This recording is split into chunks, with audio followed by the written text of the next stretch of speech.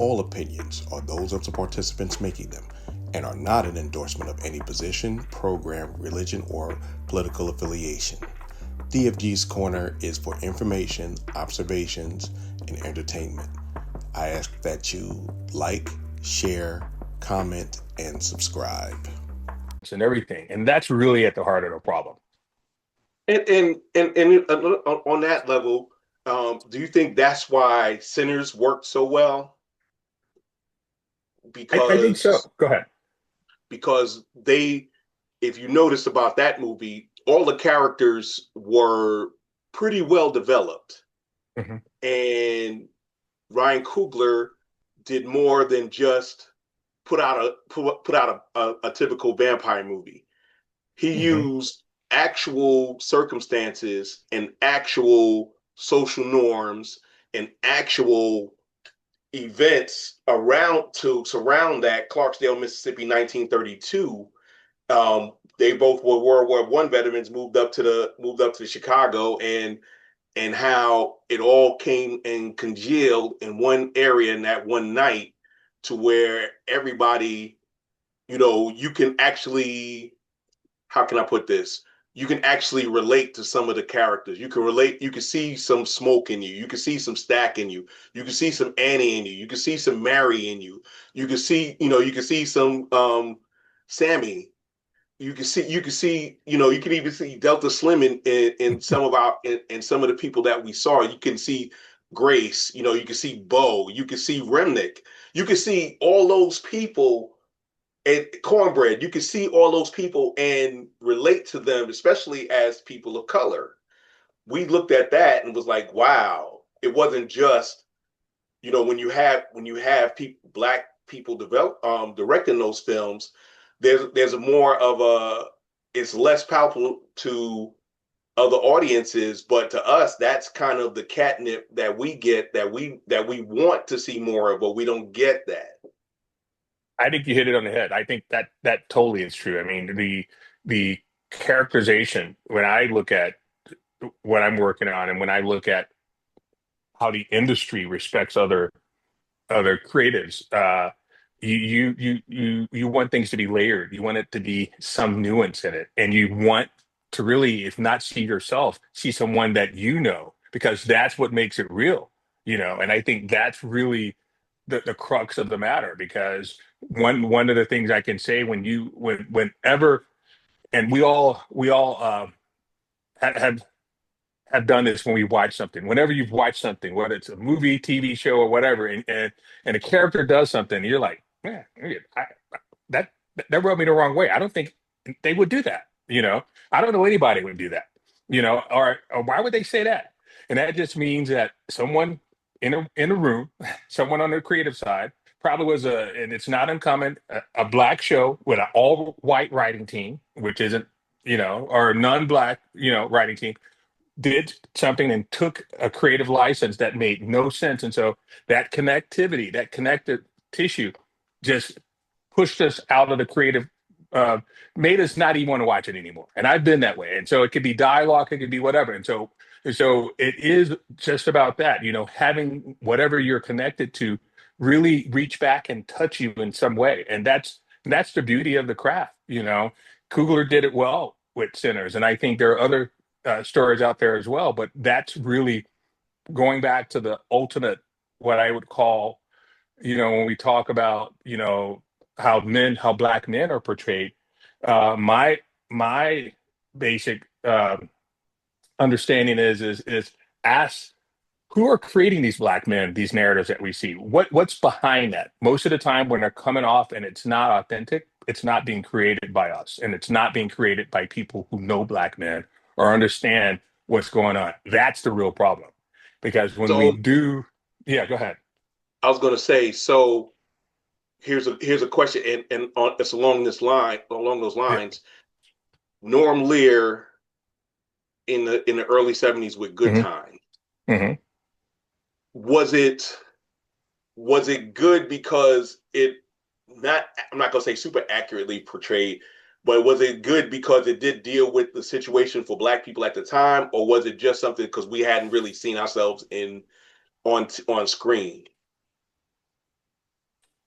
You said was it good because it did not or it did deal with It did at deal the with modern day problems at that okay, time that got affected the Black community. You yeah, remember it dealt with childish abuse. It dealt yeah, with smug use. It dealt with venereal social stuff and yeah. pregnancy, all of that, I all of those things that were happening during that time. I think two things can be true with that. The show was actually created by this gentleman, and I had the pleasure of meeting him a couple of years ago at the WGA, named Eric Monty. Eric Monty, and I don't know if I think he's still living, but he was a young writer at the time who then took the show to um, pitched it to Norman Lear because it was a spinoff of Maude. I think it was a spinoff Right. of that show. Yes. Yes. And from Maude, it because I think Estoril was on that, but in any case, Maude then became Good Times, and so the characters within that, and so I think Black folks saw themselves in a way that we hadn't seen ourselves during that time, but also it was the sense of truth, and comedy was a way to kind of give it, some spice and flavor. But that was totally Eric Monte's brainchild, and he went on to create other shows after Cooley High came out. The movie that is. That's how What's Happening became a show because of Yep. Cooley High, and so it just became that. And that was on ABC. Good Times. I can't remember what network it was on, but that was something like CBS. yeah. So that was them wanting to get into the storytelling for the Black community as well. Yeah. Right. And those things that we talk about and go into that, like Sanford and Son. Hmm. Um, it was, even though the original was Steptoe and Son in Great Britain, it was rewritten, but there you could tell that there was some Black influence on that show in the way it depicted Black folks even then. That was, and then you had, like you said, you had What's Happening. You had Demond Wilson had a show called Baby I'm Back. You Hmm. had a few you had a few shows in the 70s that, you know, talked about different parts of Black life, but you And didn't Norman have. Lear, Norman Lear, to your, just to jump in real quick, was one of those creatives who leaned into it because he was someone who saw not just what I would call the storytelling that was there, but he saw the money, Yeah, and from his show that he did, what is it, Archie Bunker? I think right. that was the All in name the of it. Family. All in the All in Family. the Family. Yeah. That was one show that had the most spin-offs ever. I mean, the Jeffersons came out of that as well. So Yep. it had like five other shows that came out of that show. And so it really is, people when they look at this realizing, and he did, this is good for you know, for what we can tell story-wise, but actually this can make a lot of money. And going along those lines, you go into the 80s where you had the Cosby Show, where white people didn't think that it would be successful because two Black professionals with children, and they weren't just like blue collar, they were white collar. They were married, they were white collar, they had a upper middle class vibe to it, but it became the number one show on NBC.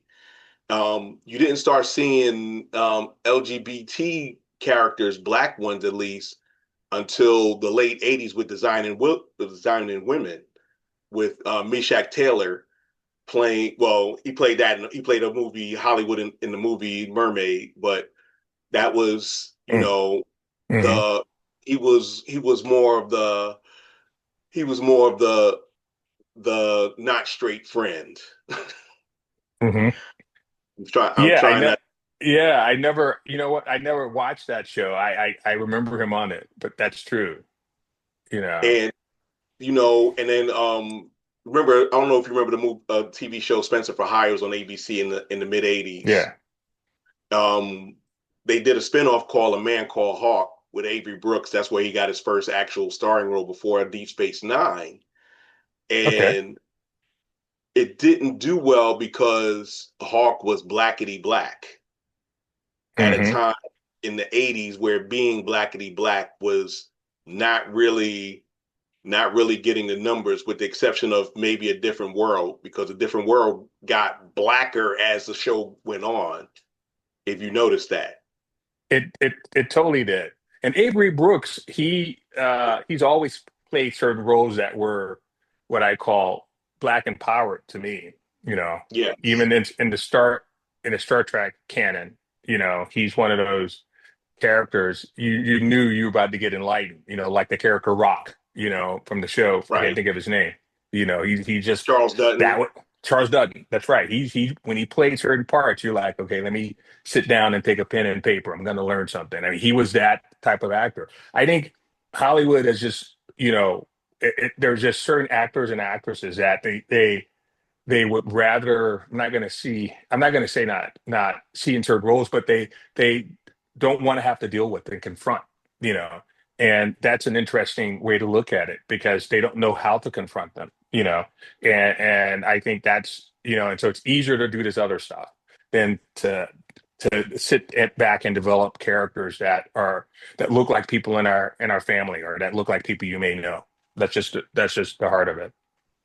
Okay, okay. And that's kind of, and it comes back to where, like we said, it goes back to the, early 90s when you had Martin in a Hmm. dress, and well, he didn't have a dress, but Shanae. You Sinead, had, you that's know, right. you Jamie had Foxx. Jamie Foxx had somebody in too. Living Color, Wanda, Yeah, yep. Wanda. Yeah, yeah, And you had a lot of those, and then you started seeing, and think about the first ever show of In Living Color when it came on right around the same it came on around the same time the Simpsons did, and Simpsons still running almost going on 40 years. But yeah. the men on film, Damon Hmm. Wayans and Oh David Allen yeah, Greer, that's right. you know, it was supposed to be a parody. It was supposed to be a parody, but fast forward 35 years, it seemed to be normalized, and that's kind of where I got with this.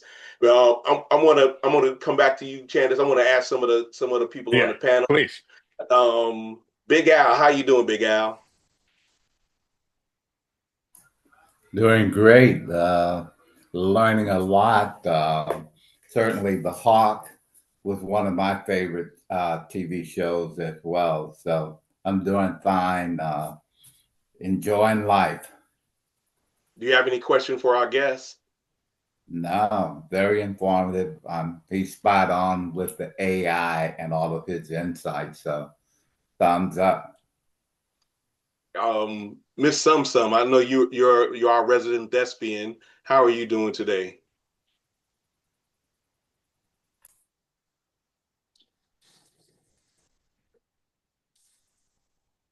I guess I guess she got it. Yeah, there she go. Come on now. Hi.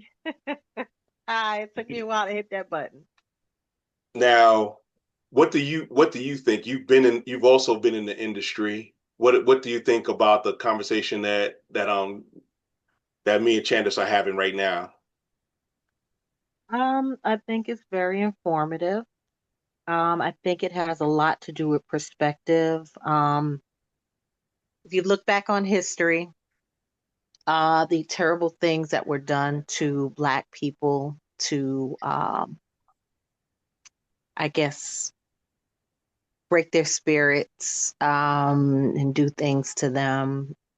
But if you go further back, well, around that time, there were men around the Shakespeare time that when they did plays, they also did roles, women's roles as well.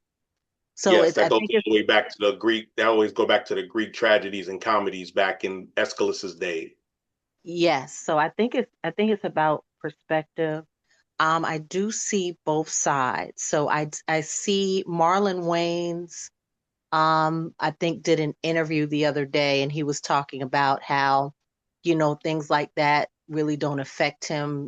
Comedy is comedy. So if you're going to dive into something and, give it your all, if it's funny, it's just going to be funny. And then you have actors like Cat Williams that feel that once you put on a dress, you are crossing the line of your masculinity, and you are submitting in a way where it's almost like once you cross